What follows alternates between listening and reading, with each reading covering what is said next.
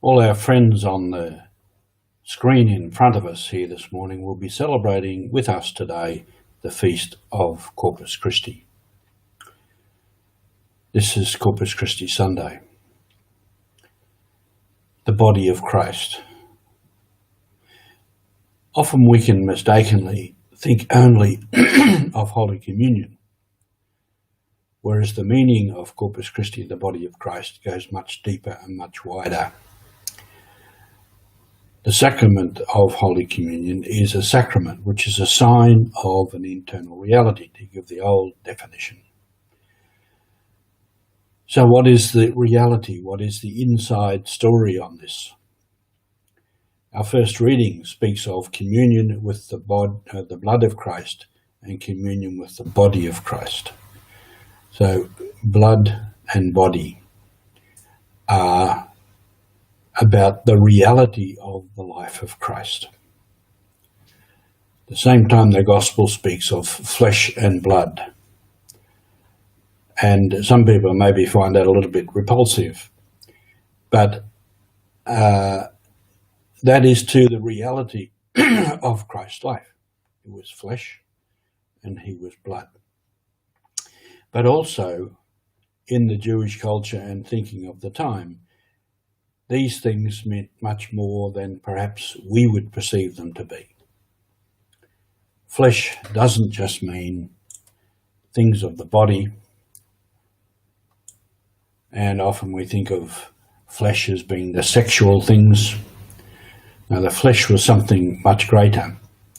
It partly was a description of the reality of the world, of the world around us, things of the flesh, things of the reality of the world. Blood, of course, is very sacred in many traditions and many cultures. Some parts of Papua New Guinea, when there was tribal fighting, if blood was drawn, didn't mean had to kill someone. If blood was shed, then honour was satisfied. Or the other way around, if blood was shed for some reason, then there had to be a compensating shedding of blood. And blood also denotes the relationships of family. We are of the same blood. We are a bloodline. And in our relationships in law, in canon law, those of the direct bloodline, of course, cannot marry.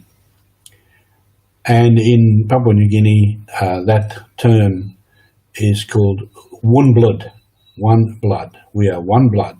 So that's a special relationship. And as we say, blood is thicker than water. So in those terms of communion with the blood of Christ and communion with the body of Christ, and to eat my flesh and drink my blood, has much deeper meaning that we take in and unite ourselves, go into communion with the reality of Christ's life. And in that, there is a relationship generated amongst all of us. The other images of that in the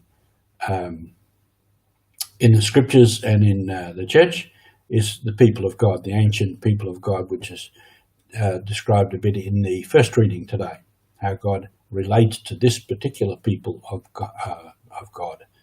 And we, as Christians, have taken on the role of the people of God. Paul uses the image, the body of Christ, which we're familiar with.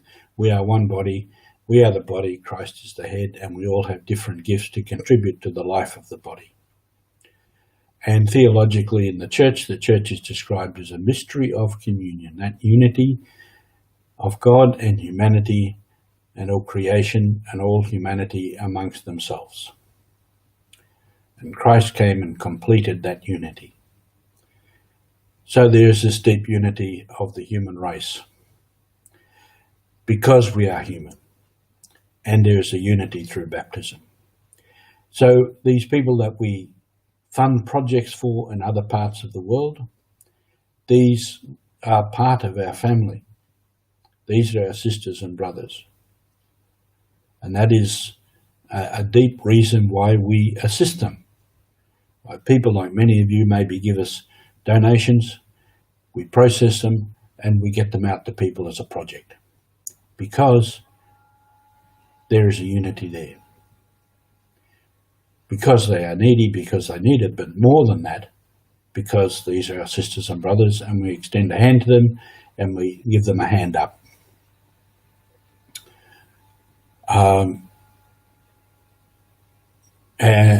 So there is much disunity in the world around us. We don't have to look very far to find this disunity in the world around us. So that is the mission, to create unity. We do this by reaching out to others in these projects. We create that unity. So this is Mission Alive, creating unity. Just before I finish, just the other day, 2 days ago, we had our 50th webcast, which was a bit of a milestone. When I started, I didn't think I'd get that far. So if you have any comments about this webcast, please share your comments with us and ask others to help us.